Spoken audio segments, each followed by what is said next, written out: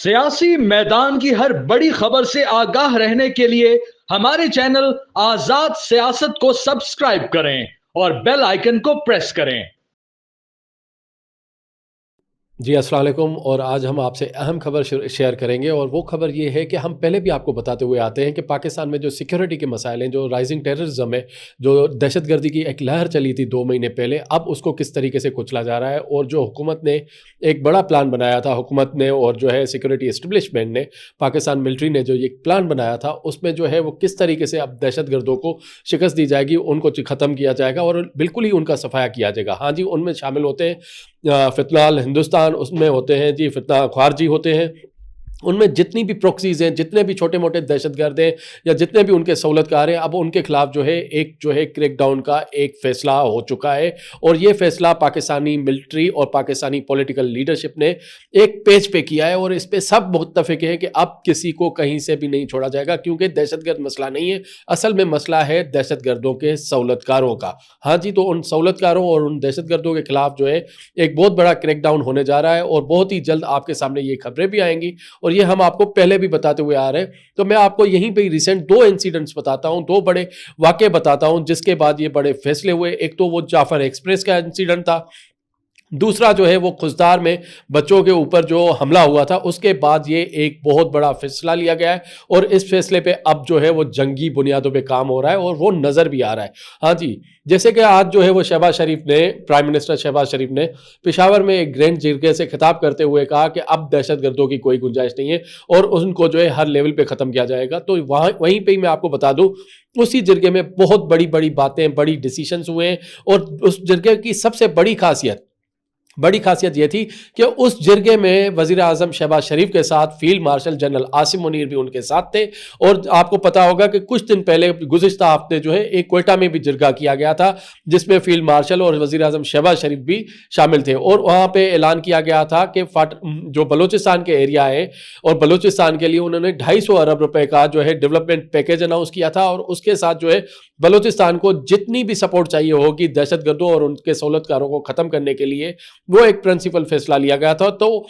कल के दिन जो है वो अपना मंगल के दिन पेशावर में जो है एक बड़ा जिरगा मुनक्किद किया गया, जिसमें तमाम अमायदीन शामिल थे। जिरगे में तमाम पॉलिटिकल लीडरशिप मौजूद थी, गवर्नर मौजूद था, वज़ीर आला केपी मौजूद थे, तमाम लोग शामिल थे। इवन यहाँ तक बात की गई कि एनएफसी के जो ड्यू शेयर है सूबों का जो नहीं मिलता है, जो वफाक देता है, उस पर भी बात की गई और शहबाज शरीफ ने कहा कि एनएफसी का भी इजलास जो है जल्द बुलाएंगे और उस पर कमेटी बन चुकी है और बाय दी नेक्स्ट मंथ या अगस्त तक उसको फाइनल करके एनएफसी दिया जाएगी। ये बात मैं इसलिए बता रहा हूं कि आप एक चीज़ यहाँ पे नोट करें कि वज़ीर आज़म शहबाज शरीफ और फील्ड मार्शल आसिम मुनीर हर जगह पे साथ हैं, एक पेज पे साथ हैं। वो कबायली अमायदीन से भी मिल रहे हैं, वो जो है बलूचिस्तान के बलोच सरदारों से भी मिल रहे हैं, जो जेन्युइन बलोच सरदार हैं, जो genuine son of the soils हैं, जिनके जो जेन्युइन स्टेक होल्डर्स हैं, उनसे मिल रहे हैं। तो अब जो पाकिस्तानी जो पॉलिटिकल एंड मिलिट्री इस्टेब्लिशमेंट है, वो बिल्कुल ही इस वक्त जो है वो सीरियस है और इस वक्त जो है जितने भी दहशतगर्द हैं, जितने भी ख्वारजी हैं, जितने भी फितनाल हिंदुस्तान है और उनके सहूलतकार, उनके खिलाफ जो है एक बहुत बड़ा जो है वो फैसला किया गया है। क्योंकि पहले काइनेटिक ऑपरेशंस चल रहे थे, जाके मौके पे जो है सिक्योरिटी फोर्सेस ऑपरेशंस करते थे, अमन करवा देते थे, लेकिन बाद में वो जो सिविल एडमिनिस्ट्रेशन की नाकामी होती थी due to the lack of funds and दीगर चीज़ों की वजह से, अब उस पर भी कलेक्टिव काम किया जा रहा है और इसीलिए ये स्पेशल फंड्स भी दिए जा रहे हैं। तो अब जो है वो पॉलिटिकल एंड मिलिट्री लीडरशिप जो है वो एक पेज पे आ चुके हैं, एक फैसला उन्होंने कंबाइन कर लिया है। क्योंकि वो फैसला इसलिए किया गया है कि पाकिस्तान को जो है अब तरक्की की राह पे पाकिस्तान चल पड़ा है। पाकिस्तान ने जिस तरीके से भारत को शिकस्त दी है, जिस तरीके से दुनिया में अपना लोहा मनवाया है, चाहे वो जंगी महाज हो, चाहे वो सफारती महाज हो, चाहे वो दुनिया के कोई और भी जितने प्लेटफॉर्म्स हो, वो सब जो है वो पाकिस्तान के मुतराफी है। और इस वक्त पाकिस्तान की लीडरशिप की, खास करके वज़ीर आज़म शहबाज शरीफ की, जनरल आसिम मुनीर की, फील्ड मार्शल आसिम मुनीर की तारीफ कर रहे हैं और वो तारीफ एक जो है बड़ी ही कंस्ट्रक्टिव अंदाज में कह रहे हैं कि कैसे पाकिस्तान एक जो है वो डूबती हुई मईशियत थी, उसको इन्होंने कैसे एसआईएफसी के थ्रू जो है वो सहारा दिया, एसआईएफसी ने प्रूव करके दिखाया। ये हम नहीं कह रहे, तो ये पाकिस्तान की तारीफ जो है वो इंटरनेशनल जरीदे कह रहे हैं, वो इंटरनेशनल ऑर्गेनाइजेशंस कह रही हैं। जैसे कि मैं आपको बता दूं कि पहले पाकिस्तान को जो है वो यही जंग का मसला था, टेररिज्म का मसला था, चीज़ों का था, तो भारत को जो है वो मुंह तोड़ जवाब दिया। इसका एतराफ़ पूरी दुनिया ने किया कि पाकिस्तान ने भारत को मारा है, पाकिस्तान ने भारत से जंग जीती है, उनके 6 राफेल तैयार किया रहे हैं और उनके साथ जो है उनके S-400 सिस्टम को तबाह किया है। तो जंगी महाज पे पाकिस्तान को जो है एक बड़ी कामयाबी मिली है। फिर उसके बाद आता है डिप्लोमेटिक महाज। डिप्लोमेसी में पाकिस्तान ने अपना लोहा मनवाया है। जिस तरीके से पहले दिन से वजीर आजम शहबाज शरीफ ने खड़े होकर PM Pakistan military academy Kakul में खड़े होकर उन्होंने कहा था, जी अगर इंडिया में कोई हमला हुआ है और इंडिया चाहता है तो हम उसके साथ जो है बैठ के बात करने के लिए तैयार हैं, उनकी इन्वेस्टिगेशंस करने में मदद करते हैं और चाहे इंडिया इंडिपेंडेंट इन्वेस्टिगेशंस करवाए, बात करवाए, जंग ऑप्शन नहीं है। लेकिन इंडिया ने जंग का ऑप्शन चुना और मार खाई और बहुत मार खाई। तो वहीं से ही जो है पाकिस्तान के जो डिप्लोमेटिक मिशन है इस वक्त न्यूयॉर्क में मौजूद है, वो पाकिस्तान की डिप्लोमेसी को एक मौसर अंदाज में लेके चल रहे हैं और तमाम मुलाकातें कर रहे हैं। उस पर भी मैं आपको मजीद डिटेल्स बता रहा हूं। तीसरा महाज था जी मईशियत का महाज। तीसरा महाज जो था वो मईशियत का महाज था। उस महाज पे भी जो है पाकिस्तान ने बड़ी कामयाबियां समेटी हैं और ये हम नहीं कह रहे, ये वॉल स्ट्रीट जर्नल कह रहा है, उनकी जो है बैरन की जो ऑर्गेनाइजेशन है वो कह रही है, दीगर जो इकोनॉमिक जरीदे हैं वो पाकिस्तान के इकोनॉमिक रिफॉर्म्स की जो है वो तारीफ कर रहे हैं। और ये इकोनॉमिक रिफॉर्म्स जो है वो पाकिस्तान की फाइनेंस मिनिस्ट्री, प्लानिंग मिनिस्ट्री और IMF साथ बैठ के कर रही है कि पाकिस्तान को कैसे जो है वो इकोनॉमिक ट्रैक पे लाया जाए और पाकिस्तान कैसे जो है वो एक डेवलपमेंट की राह पे चल रहा है। तो उसका सबूत जो है वो दुनिया के तमाम जरीदे कर रहे हैं, जिसकी वजह से मोदी को भी काफी रुसवाई उठानी पड़ रही है। वो भी डिटेल्स में आपको बता रहा हूं। तो अब ये हुकूमत और जो है पाकिस्तान मिलिट्री लीडरशिप ने एक फैसला कर लिया है और ये फैसला इसलिए किया है कि अब इनफ इज इनफ। अब दहशतगर्दों की, सहूलतकारों की, ख्वारजियों की, फितनाल हिंदुस्तान की और दीगर फितना, इंक्लूडिंग मैं इसमें ऐड करूंगा डिजिटल टेररिज्म, जो डिजिटल दहशतगर्द हैं, जो सोशल मीडिया के दहशतगर्द हैं, उनके खिलाफ भी ये शिकंजा तेज होने जा रहा है। और मैं आगे बताता हूँ पाकिस्तान को कैसे डिफेम कर रहे हैं। तो ये अब जो है, जो पहले हमने क्वेटा का जिरगा देखा, फिर हमने पेशावर का जिरगा देखा जिसमें वजीर आजम शहबाज शरीफ, जिसमें जो है field marshal general Asim Munir और उसके अलावा जो है दीगर टॉप की मिलिट्री एंड पॉलिटिकल लीडरशिप और कबायली अमायदीन के साथ और सरदारों के साथ बैठ के अब यह फैसला किया है कि अब दहशतगर्द, ख्वारजियों और फितनाल हिंदुस्तान और दीगर लोगों की और उनके सहूलतकारों की पाकिस्तान में बदअमनी, बेअमनी फैलाने की कोई गुंजाइश नहीं है और उनको जो है बहुत बड़ा सख्त क्रैकडाउन किया जाएगा। तो उनको किसी सूरत नहीं छोड़ा जाएगा। यहीं पे मैं आपको एक और खबर देते हुए चलूं कि इस वक्त जो है वो पाकिस्तानी डेलीगेशन, जो डिप्लोमेटिक डेलीगेशन है, जिनकी सरबराही चेयरमैन पीपल्स पार्टी बिलावल भुट्टो जरदारी कह रहे हैं, वो इस वक्त अमेरिका में मौजूद है और अमेरिका में वो कामयाबी से जो है वो पाकिस्तान का जो डिप्लोमेटिक नैरेटिव है, वो नैरेटिव ये है कि जी इंडिया जो है वो पाकिस्तान के ऊपर एक जंग मुसल्लत कर रहा है, इंडिया जो है पाकिस्तान के ऊपर एक आबी जारियत कर रहा है, इंडिया जो है वो पाकिस्तान में प्रोक्सीज को सपोर्ट कर रहा है, like BLA, BLF, other nationalist, other जो है वो TTP, वो कह रहा है दहशतगर्दी कर रहा है। इंडिया जो है वो कश्मीर पे अपना जो है ना हक मजालिम ढा रहा है और पाकिस्तानी कश्मीर के ऊपर भी जो है वो जुल्म कर रहा है। और जो उन्होंने इंडिया ने हमले किए थे पाकिस्तान के ऊपर 6 और 7 मई की रात को, जो शहरी आबादियों को निशाना बनाया था कि इंडिया ने कैसे जारियत की थी, तो उसका जो है इंडिया को एक्सपोज करने के लिए पाकिस्तान का एक हाई पावर्ड डिप्लोमेटिक मिशन जो है, एक सफारती वफद जो है वो इस वक्त अमेरिका में मौजूद है और उन्होंने जो है वो पाकिस्तान का मुकदमा वहां पर लड़ना शुरू किया है। वहां पर उनकी जो बिलावल भुट्टो जरदारी की जो है वो जो है यूनाइटेड नेशन सिक्योरिटी काउंसिल की जो है, जिसको हम अक़वाम मुत्तहिदा की सलामती काउंसिल कहते हैं, उनके सदर से मुलाकात हुई है। उधर जो है उनकी जो है चीनी, रूसी, अमेरिकी मंदूबीन से मुलाकात हुई है। उसके अलावा जितनी डिप्लोमेटिक ऑर्गेनाइजेशन हैं उनके साथ ये मुलाकातें शेड्यूल्ड हैं और ये मुलाकातें जो है अगले हफ्ते तक भी जारी रहेंगी। उसके बाद ये वफद जो है बरतानिया भी जाएगा, यूरोप भी जाएगा, मिडिल ईस्टर्न कंट्रीज में भी जाएगा। तो ये तमाम दुनिया को बताएगा और मोदी की जो बुचर ऑफ गुजरात है उसको एक्सपोज करेगा। लेकिन यहाँ पे बात, मोदी तो दुश्मन है, एक सर्टिफाइड दुश्मन है, जो भारतीय वजीर आजम है मोदी, वो दुश्मन है। अब कल मैं कुछ विजुअल्स देख रहा था, वहीं पे ही जो है न्यूयॉर्क की सड़कों पे और अमेरिका में के दीगर शहरों में,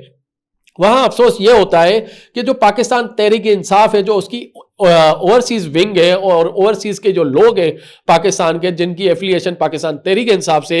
वो इस वक्त भारतीय वजीर आजम नरेंद्र मोदी की बी टीम बन चुके हैं। हाँ जी, उनकी बी टीम बन चुके। और वो जो है पाकिस्तान ने जो जंग जीती है, जो पूरी दुनिया सेलिब्रेट कर रही है, हमारे जो ब्रादर मुल्क है, इस्लामी ममालिक है, तुर्की, ईरान, सऊदिया, अपना अजरबैजान, चाइना, जितने हमारे पाकिस्तान के जो दोस्त ममालिक हैं, वो इस जंग की फतेह को सेलिब्रेट कर रहे हैं। वहीं पे वो ओवरसीज जो पाकिस्तानीज हैं जो बदकिस्मती से ओवरसीज पाकिस्तानी तो कहना भी नहीं चाहिए उनको, वो वहां पे पाकिस्तान के खिलाफ एक कैंपेन चला रहे हैं, वो गाड़ियों पे इश्तिहारात लगवा रहे हैं, वो पाकिस्तान की पॉलिटिकल एंड मिलिट्री लीडरशिप को डिफेम कर रहे हैं, वो जो है इंसानी हकूक की जो है आड़ में जो है वो पाकिस्तान के इदारों को निशाना बना रहे हैं। वो जी बात कर रहे हैं जी इमरान खान के साथ जुल्म हो रहा है, मजालिम हो रहा है। जी इमरान खान को तो पाकिस्तानी कानून और आइन के मुताबिक सजाएं हुई हुई है। तो वहां पे जो पाकिस्तानी जो ओवरसीज हैं, जो सब नहीं आते उसमें, वो जो पीटीआई स्पेशली रिलेटेड हैं, जिनको पीटीआई पाकिस्तान ओन भी नहीं करती, जिनको बैरिस्टर गोवर, अपना उमर अयूब, असद खान, असद कैसर, दीगर वगैरह लोग जो है वो कह चुके हैं जी इनके साथ हमारा ताल्लुक नहीं है, वो खुद अपने उस पर चलते हैं, इनको पार्टी कोई गाइडलाइन नहीं देती। आपको याद होगा जब 1971 वाली इमरान खान ने ट्वीट की थी शेख मुजीब वाली, उसके बाद एक कमेटी बनी थी, उसके बाद जी ये पाकिस्तान तहरीक इंसाफ जो पाकिस्तान की लीडरशिप है, उनकी लीडरशिप के ये बयान थे, हमारा इनसे कोई ताल्लुक नहीं है, ये ट्विटर अकाउंट जो है वो अमेरिका से ऑपरेट होता है और ये नहीं होता। तो वहां पे जो ये लोग बैठे हुए हैं जो पाकिस्तान को डिफेम कर रहे हैं, पाकिस्तान के डिप्लोमेटिक मिशन जो इस वक्त एक कामयाबी सी चल रहा है और उसके लिए जो रुकावटें डाल रहा है, तो ये लोग जो है वो इस वक्त भारतीय वजीर आजम की, भारत की बी टीम बन चुके हैं और पाकिस्तान के खिलाफ लड़ रहे हैं। वो अफसोस होता है। तो वहीं पे ही इन्हीं लोगों के कुछ डिजिटल दहशतगर्द भी हैं जो फिफ्थ जनरेशन वारफेयर में जो सोशल मीडिया पे बड़े एक्टिव है, वो सोशल मीडिया की अकाउंट्स की स्क्रूटनी भी हो चुकी है और जल्द जो है उनके खिलाफ एक बहुत बड़ा क्रैकडाउन होने जाएगा। क्योंकि जितना हुकूमत पाकिस्तान के बस में है कि उनके नाइकोप कार्ड्स हो गए, उनके पासपोर्ट्स हो गए या उनके ओवरसीज पाकिस्तानी इसका स्टेटस है, उसको एक स्क्रूटनी से गुजारा जा रहा है और उनके ऊपर एक स्क्रूटनी आ रही है। तो इसके खिलाफ भी जल्द एक बड़ा क्रैकडाउन होने जा रहा है और उनको किस तरीके से डील किया जाएगा। लेकिन हमें अफसोस होता है जो हम पाकिस्तान में बैठे हुए हैं कि हमारे जो ओवरसीज पाकिस्तानीज हैं जो पाकिस्तान का नाम यूज करते हैं, लेकिन वो दुश्मन के हाथों यरगमाल बने हुए हैं, दुश्मन के हाथों में खेल रहे हैं, वो दुश्मन का काम आसान कर रहे हैं। तो यहीं पे मजीद एक और खबर आपको देते हुए चले कि एशियन डेवलपमेंट बैंक ने जो है वो पाकिस्तान की $800 मिलियन की जो है ग्रांट अप्रूव कर दी है और ये ग्रांट जो है इस वक्त जो है पाकिस्तान से ज्यादा इंडिया में डिस्कस हो रही है। क्योंकि इंडियन लीडर्स जो है, कांग्रेस के जो इंडियन अपोजिशन के लीडर हैं, उनका कहना यह है कि जी भारतीय वजीर आजम मोदी जो है वो बिल्कुल ही फेल हो चुके हैं, इंटरनेशनली फेल हो चुके हैं, डिप्लोमेटिकली वो फेल हो चुके हैं। क्योंकि जितनी भी सफारती ताल्लुकात थे, जितने भी इंडिया के असर रसूख वाले ताल्लुकात थे, वो सारे फेल हो चुके हैं। क्योंकि मैं आपको बताता हुआ चलूं कि फेटअप में बहुत सारे इंडियंस बैठे हुए हैं, की पोजीशंस पे बैठे हुए हैं। आईएमएफ में जो है वो इंडियन के नंबर 2 नंबर 3 जो है वो इंडियन बैठे हुए हैं। एशियन डेवलपमेंट बैंक में जो है वो काफी इंडियंस बैठे हुए हैं। तो उनका इंडियंस का एक बड़ा असर रसूख है इंटरनेशनल ऑर्गेनाइजेशन। लेकिन उसके बावजूद भी जो है वो मोदी ने सबसे पहले फेटअप को लिखा कि पाकिस्तान को ग्रे लिस्ट में डाल दें, ये जी जो आप पैसे देते हैं वो जो है दहशतगर्दी के खिलाफ यूज होते हैं। फिर उन्होंने कहा जी आईएमएफ को लिखा कि जी पाकिस्तान को किस्त ना दी जाए, पाकिस्तान की किस्त अप्रूव ना की जाए और पाकिस्तान जो है वो इस तरीके से इंडिया के खिलाफ ये पैसे इस्तेमाल कर रहा है। फिर उन्होंने एडीबी को लिखा, एशियन डेवलपमेंट बैंक को लिखा, लेकिन किसी ने भी मोदी की नहीं मानी। तो ये सवाल हम नहीं उठा रहे, ये सवाल भारतीय जो अपोजिशन पार्टी है कांग्रेस, उनके रहनुमा उठा रहे हैं कि मोदी जो है एक बिल्कुल ही फेल हो चुका है, नाकाम हो चुका है। जिस तरीके से ऑपरेशन सिंदूर उसका नाकाम हुआ है, जिस तरीके से उसका पाकिस्तान के ऊपर हमला नाकाम हुआ, जिस तरीके से उसकी जो है वो आबी जारियत और जंगी जारियत जो है नाकाम हुई, तो यहां पे भी जो है वो मोदी को शिकस्त खाना पड़ रही है। और मोदी इस वक्त जो है बुखलाहट का शिकार है क्योंकि वो इतना टाइम गुजर गया है जंग हारे हुए। उसको अपोजिशन कह रही है पार्लियामेंट का ज्वाइंट इजलास बुलाओ, आके जवाब दो, हिसाब दो, लेकिन मोदी ने अभी तक नहीं दिया है। वहीं पे ही सबसे बड़ा जो मोदी के ऊपर जो सबसे बड़ा वार किया है वो वार किया है अमेरिकी सदर ने। और अमेरिकी सदर ने पहले जो है वो एप्पल के सीईओ को कहा था कि इंडिया में इन्वेस्टमेंट्स नहीं करनी। अब उन्होंने जो है एलोन मस्क को कह दिया है कि भारत में कोई भी इन्वेस्टमेंट नहीं करनी, टेस्ला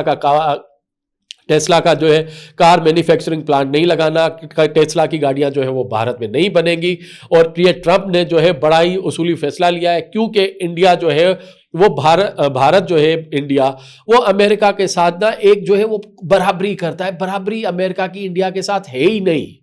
अमेरिका सुपर पावर है, इंडिया जस्ट एक छोटी सी इकोनॉमी है जिसकी इकोनॉमी का वॉल्यूम उनके बंदों की वजह से बढ़ गया है। लेकिन इंडिया में जो है वो अब मोदी की वजह से इंडिया में जितने सरमायादार हैं, जितने इन्वेस्टर्स हैं इंटरनेशनल, वो सारे भाग रहे हैं। और प्रेसिडेंट ट्रंप एक बार नहीं 9-10 बार कह चुके हैं कि उन्होंने पाकिस्तान और भारत का जो है ना वो सीज फायर कराया था, क्योंकि जो सदर ट्रंप है, अमेरिकी सदर है, जो पेंटागन है, जो व्हाइट हाउस है, जो स्टेट डिपार्टमेंट है, वो इंडिया और पाकिस्तान को एक लेंस से देखते हैं, वो दोनों को बराबरी पे देखते हैं। और बल्कि पाकिस्तान के लिए तो अभी रिसेंटली सदर ट्रंप ने तारीफ की कि पाकिस्तानी बहुत अच्छे लोग हैं, बहुत काबिल लोग हैं, उनके साथ तिजारत की जाए, क्योंकि वो मानते हैं, वो इसलिए मानते हैं कि पाकिस्तान ने सबसे ज्यादा जो कीमत दी है, सबसे ज्यादा जो वॉर ऑन टेरर की कीमत दी है, जो सबसे ज्यादा जो नुकसान हुआ है वो पाकिस्तान का हुआ है। हाँ जी, वॉर ऑन टेरर में पाकिस्तान के 1 लाख के करीब जो है शहरी और सिक्योरिटी फोर्सेस के जवान शहीद हुए, नंबर 1। नंबर 2, पाकिस्तान का जो है वो $150 बिलियन का इंफ्रास्ट्रक्चर तबाह हुआ। एंड नंबर 3, $500 बिलियन से ज्यादा जो है इस वॉर ऑन टेरर की वजह से पाकिस्तानी इकोनॉमी को नुकसान पहुंचा है। तो पाकिस्तान तो एक बहुत बड़ी इकोनॉमी है, पाकिस्तान की इकोनॉमी तो बूस्ट कर रही है। वहीं पे जो अब इंडिया से इन्वेस्टर्स भाग रहे हैं, जो अमेरिकी प्रेसिडेंट जो है उनको अलाउ नहीं कर रहा, एप्पल को अलाउ नहीं कर रहा, टेस्ला को अलाउ नहीं कर रहा, इसके अलावा सैकड़ों कंपनियां हैं जिनको इजाजत नहीं मिल रही कि वो जाएं भारत में सरमायाकारी करें, क्योंकि भारत जो है वो एक पीसफुल मुल्क नहीं रहा, वो अमन पसंद मुल्क नहीं रहा, वो जो है इन्वेस्टर्स की इन्वेस्टमेंट्स को सिक्योर नहीं करता। और अब जो वहां की जो पॉलिसीज हैं, जो हिंदुत्व की पॉलिसीज हैं, जो मोदी की नेगेटिव पॉलिसीज है, उनका टैरिफ बहुत हाई है, उनके जो टैक्सेस हैं वो बहुत हाई है। तो इस वजह से सदर ट्रंप जो है सबको ताकीद करता है, ताइन करता है कि ना करो, भारत में इन्वेस्टमेंट्स नहीं करनी है। और जो भारत में इन्वेस्टमेंट्स कह रहे थे, अब वो अल्टरनेटिव्स देख रहे हैं, और वो अल्टरनेटिव्स देख रहे हैं बांग्लादेश, पाकिस्तान, नेपाल, भूटान और मालदीव्स, इस तरीके के ममालिक वो ढूंढ रहे हैं कि वहां इन्वेस्टमेंट्स की जाए।